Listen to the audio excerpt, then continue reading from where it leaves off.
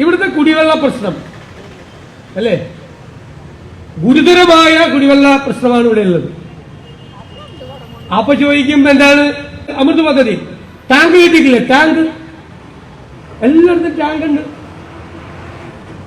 അപ്പൊ വീട്ടിൽ നിന്നപ്പോ ഭക്ഷണം കഴിക്കാൻ ചെന്നപ്പോ ഭാര്യ ഒരു പ്ലേറ്റില് കുറെ സ്പൂണ്, കുറെ കയ്യില് ഒരു പാത്രം, വെള്ളം എടുക്കാൻ പറ്റിയ ഒരു പാത്രം, കറികൾ വയ്ക്കാൻ പറ്റിയ പാത്രം, ചോറ് വയ്ക്കാൻ പറ്റിയൊരു പാത്രം എടുത്തു.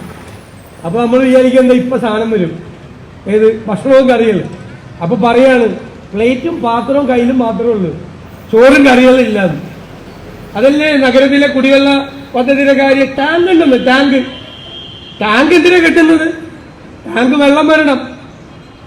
വിനോദ 290 കോടി രൂപയുടെ പദ്ധതി അല്ലേ, എവിടെയാ? ആലുവയിൽ നിന്നും പമ്പ് ചെയ്യേണ്ട വലിയ പദ്ധതി. ആ വെള്ളം പമ്പ് ചെയ്യുന്നില്ല.